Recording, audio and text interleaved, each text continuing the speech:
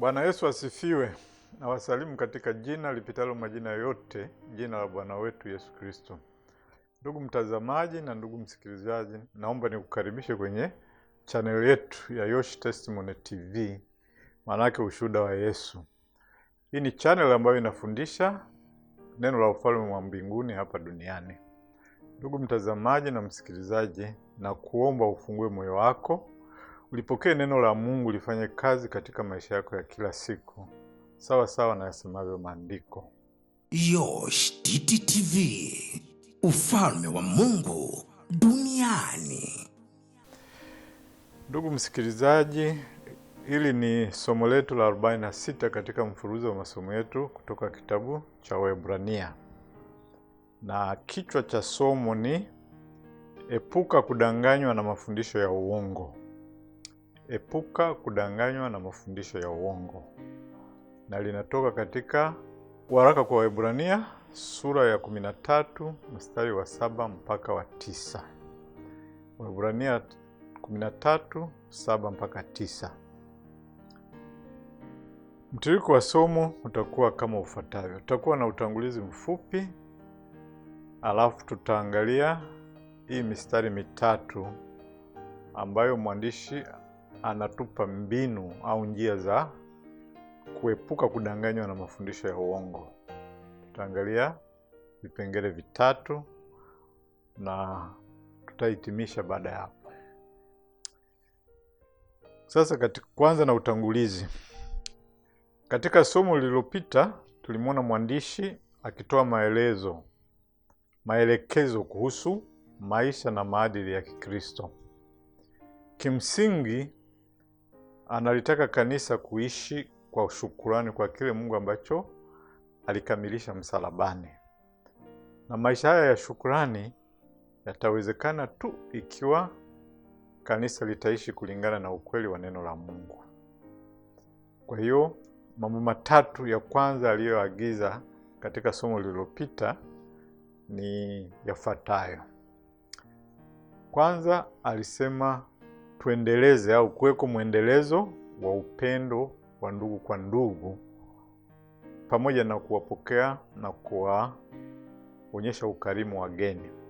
Kumbuka, kwa sababu ya mateso, Wakristo walikuwa wanaogopa kuwakaribisha watu wasije wakawa ni maajenti wa serikali au mamlaka iliyokuwa inawatesa.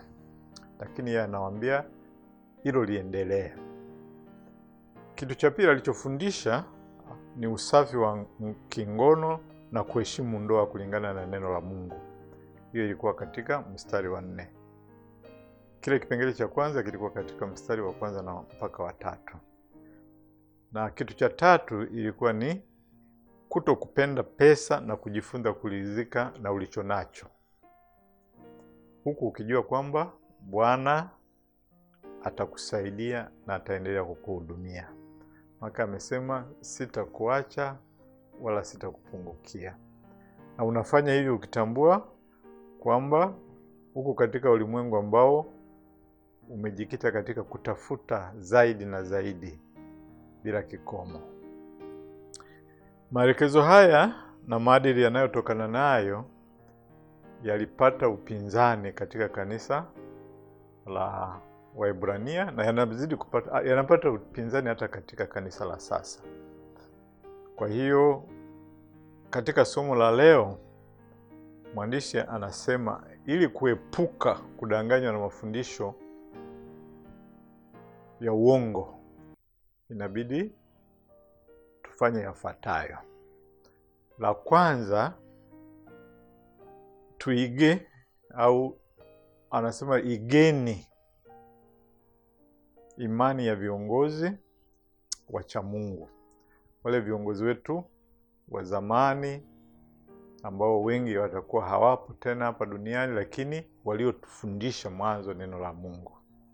Pili, tushikilie kwa udhabiti umuhimu wa Yesu Kristo.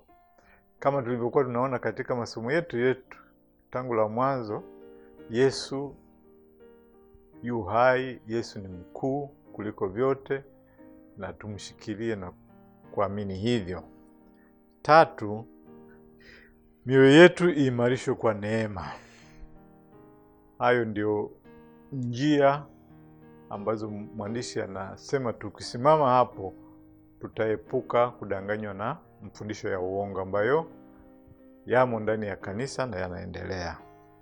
Kwa hiyo tuanze kwa kusoma Waebrania sura ya 13 mstari wa 7 mpaka wa 9. Wakumbukeni wale waliokuwa wakiwaongoza, waliowaambia neno la Mungu. Tena kwa kuchunguza sana mwisho wa mwenendo wao, iigeni imani yao. Yesu Kristo ni yeye yule jana na leo na hata milele. Msichukuliwe na mafundisho ya aina nyingine na ya kigeni. Maana ni vizuri moyo ufanywe imara kwa neema, wala si kwa vyakula ambavyo waliokwenda navyo hawakupata faida. Kwa hiyo ndio mistari yetu ya somo la leo. Na mwandishi anaanza moja kwa moja kwa kuwapa Waebrania na sisi pia njia mojawapo ya kujiepusha na mafundisho ya uongo, ambayo njia ya kwanza ni kuiga imani ya viongozi thabiti waliopita, waliotuambia neno la Mungu. Mwandishi anaagiza kanisa liwakumbuke wale walioliongoza. Analiomba kanisa la Waebrania liangalie mifano iliyowekwa na viongozi hao na kisha waige imani yao. Yaani waige jinsi wale wazee walivyoishi imani yao. Tunaweza kuona kwamba mwandishi anazungumzia kundi maalum la viongozi, yani mitume. Kumbuka kwamba ili kanisa la kwanza au hii barua iliandikwa kati ya mwaka 65 na 70 baada ya Kristo. Na wengi wa washirika walikuwa wamepata mafundisho kutoka mitume au wale watu waliokuwa wamewekwa mikono na mitume na kufanya nao kazi. Kwa hiyo hapo mwanzo kabisa kanisa liliongozwa na mitume 12 pekee. Baada ya muda wakaweka mikono juu ya viongozi wengine ambao walijiunga nao na kuendelea na kuliongoza kanisa. Pili, mwandishi anasema watu hawa walinena neno la Mungu au waliwaambia neno la Mungu. Na tunajua mitume ndio pekee walipewa kipawa cha kuleta neno la Mungu na ndio walikuwa manabii wa Agano Jipya. Nao walinena neno la Mungu kwa kanisa la kwanza. Kwa hiyo basi hatimaye mwandishi anasema chunguzeni sana matokeo ya mwenendo wao. Matokeo ya mwenendo wa mitume yalikuwa ukuaji wa haraka wa kanisa. Kama kitabu cha Matendo ya Mitume kinavyoonyesha, maisha yao ya imani, uaminifu na kujitoa yalizaa matunda mengi katika kanisa la kwanza. Huduma ya mtume ndio sababu pekee ya kuwepo uongofu wengi wakati ule, kati ya Wayahudi wenyewe, wa Samaria, hata watu wa mataifa. Yote ilikuwa ni kazi ya mitume. Basi kwa hiyo hakuna mfano bora wa kufata kwa kanisa la Waebrania kuliko ule ulioonyeshwa na viongozi wa kanisa la kwanza ambao ni mitume. Na kwa hiyo alikuwa anawashauri na kuwaagiza wafate, wachunguze kwa makini mwisho wa mwenendo wa hao viongozi na waige imani yao. Sasa nikija kwa kanisa la sasa, ni wazi kwamba hatujawahi kuona mwenendo wa mitume na wala kuwasikia wakizungumza, lakini tuna maandishi yao walioyaacha katika Agano Jipya. Kwa hiyo kwa kanisa la leo tunaamuriwa kuyazingatia kwa uangalifu maandiko ya Agano Jipya, na tufikirie jinsi mitume walivyoishi na kulitumikia kanisa kama ilivyoainishwa katika kitabu cha Matendo ya Mitume. Tuzingatie kwa makini mafundisho waliotuachia katika barua zao na tuige dhabihu zao. Kwa hiyo kwa ujumla ni kwamba tuige imani ya hao viongozi wacha Mungu. Hapa kwetu Tanzania tuna viongozi waliotuletea neno la Mungu, wako wengi, wengine ni wazaliwa, wengine ni wageni. Kwa mfano, unaweza kumkumbuka Moses Kulola, Emmanuel Lazaro na wengine ambao hatunao tena. Tunaweza kuchunguza maisha yao na kuona mwisho wa mwenendo wao, alafu tukaiga imani yao. Anachosema mwandishi ni kwamba tuige imani yao, sio maisha yao. Maisha yao yalikuwa ni matokeo ya mazingira walioishi, lakini imani yao bado inasimama na matokeo ya huduma yao yako wazi. Kwa hiyo tukiiga imani yao, tutatambua uaminifu wao kwa neno la Mungu na kwa mafundisho ya mitume kama yalivyoainishwa katika Agano la Jipya. Ukiangalia nje ya nchi hii utaona kuna watumishi wa Mungu wengi ambao wamekuwa waaminifu kwa neno la Mungu na wamefundisha sio kwa nchi zao tu, lakini kwa mataifa kupitia maandishi yao na wakati mwingine mikutano waliokuwa wanafanya. Mtu kama Charles Spurgeon ambaye alikuwa mhubiri mkubwa huko Uingereza, Billy Graham ambaye alikuwa Marekani. Kwa siku hizi alikuwepo John MacArthur ambaye alikuwa ni mchungaji wa kanisa lakini mwalimu wa neno la Mungu ambaye alikuwa mwaminifu katika mafundisho ya mitume. Na kwa hiyo kuiga imani yake kwa maana ya kusimama katika neno la Mungu inaweza ikawa njia ya kukusaidia usidanganywe na mafundisho yanayojitokeza ambayo mwandishi ameita mafundisho ya aina nyingine na ya kigeni. Kwa hiyo ni kitu cha kwanza. Tukitaka kuepuka kudanganywa na mafundisho potofu au mafundisho ya uongo, waangalie viongozi wetu wa zamani waliotuonyesha neno la Mungu na tuige imani yao.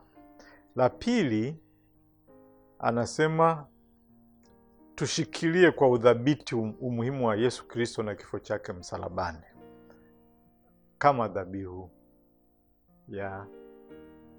kwa ajili ya dhambi zetu.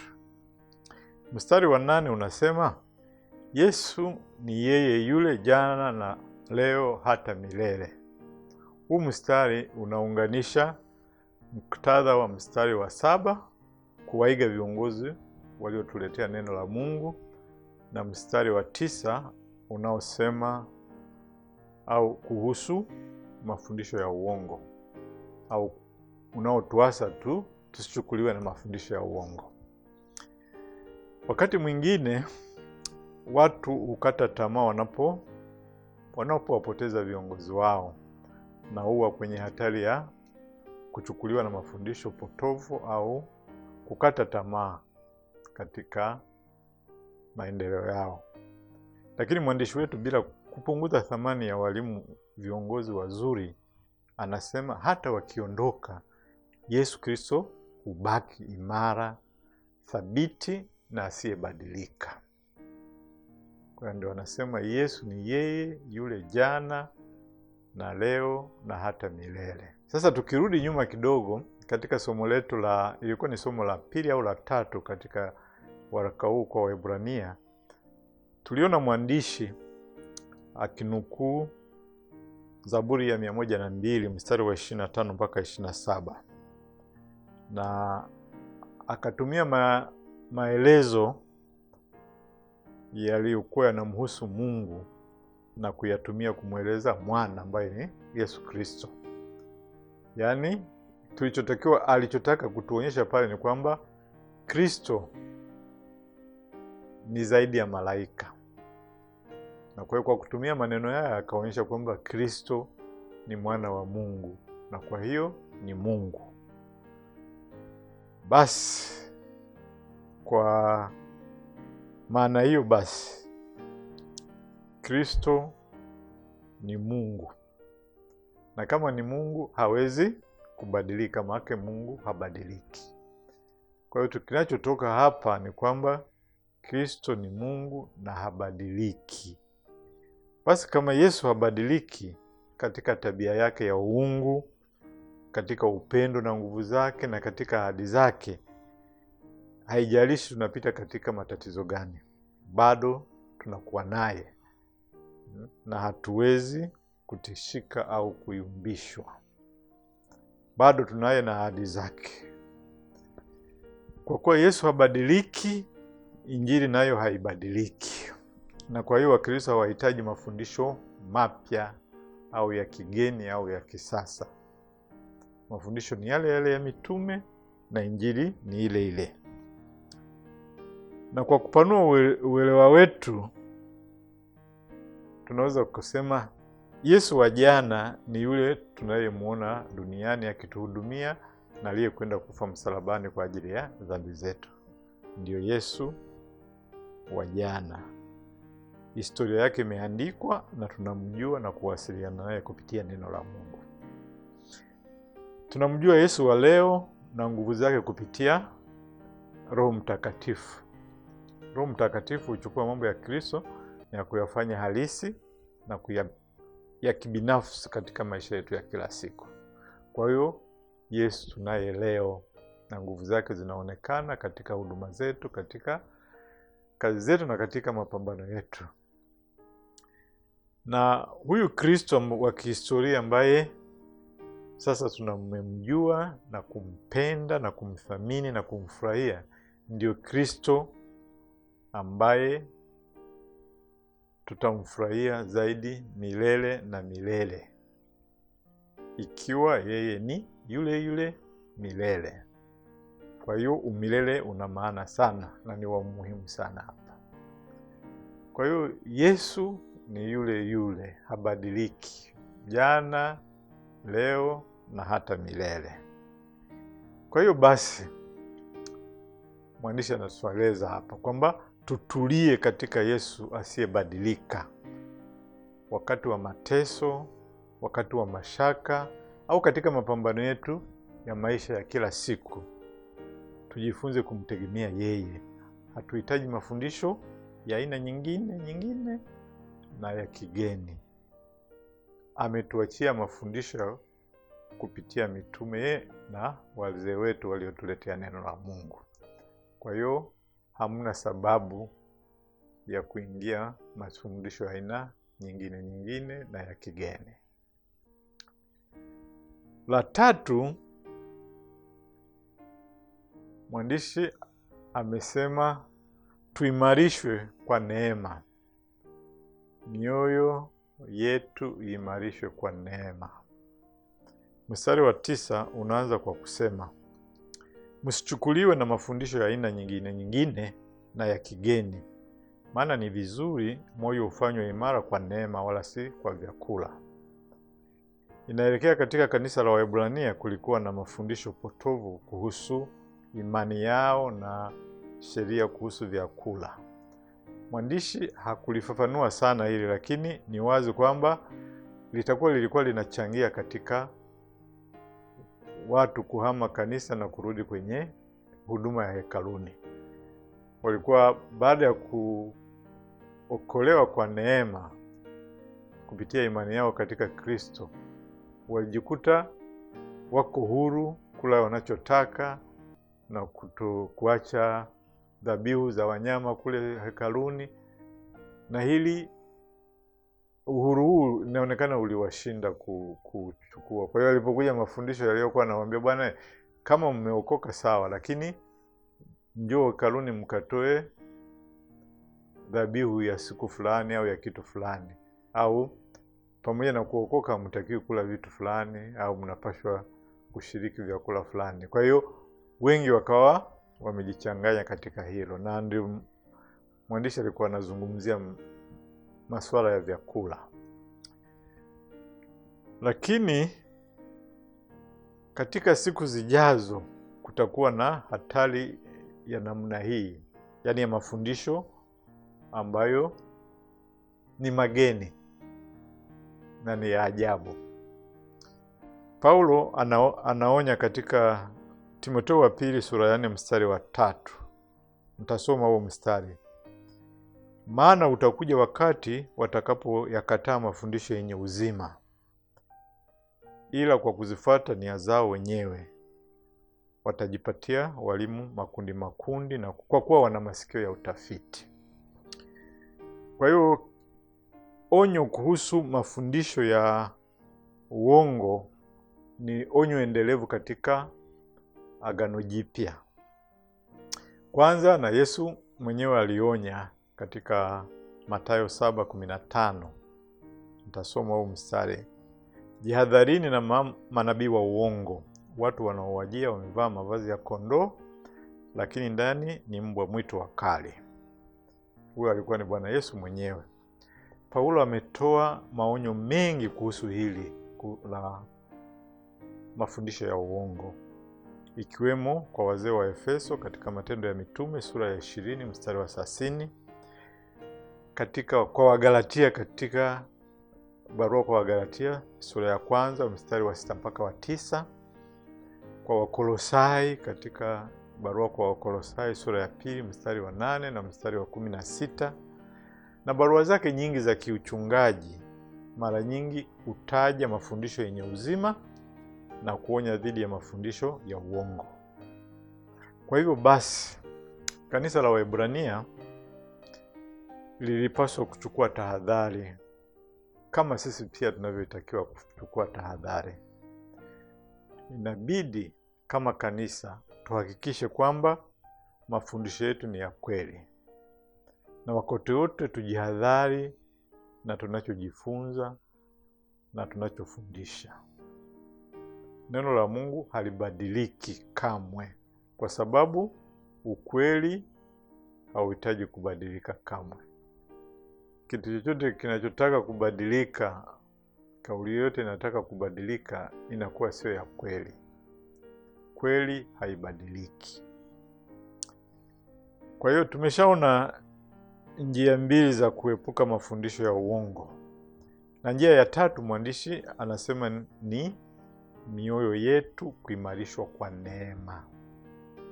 Hili ni la msingi sana, kwa sababu mafundisho mengi ya uongo ni yale yaliyopotoka kutoka kwenye injili ya neema.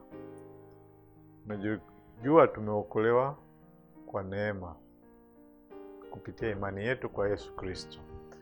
Kwa hiyo hakuna tulichofanya kilichofanya tusistahilishe kuokoka. Lakini hili linakuwaga gumu kwa watu kulielewa na kulifanyia kazi katika maisha yao ya kila siku. Kwa hiyo mafundisho kama hayo yaliyopotoka kutoka kwenye neema yaliwaweka Wakristo wa Kiebrania katika majaribu, na ikawa ni mojawapo ya sababu zao kurudi kule kwenye dini yao ya zamani ili waepuke mateso.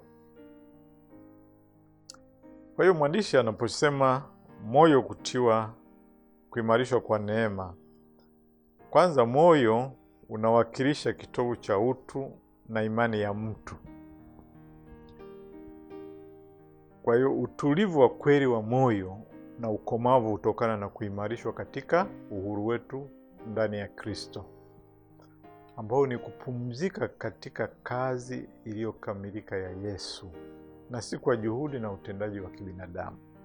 Kwa hiyo tunatulia tukijua kwamba Yesu alimaliza kazi yote inayohusu wokovu wetu, na hatufanyi chochote tena kumpendeza Mungu zaidi ya kazi aliyofanya Yesu.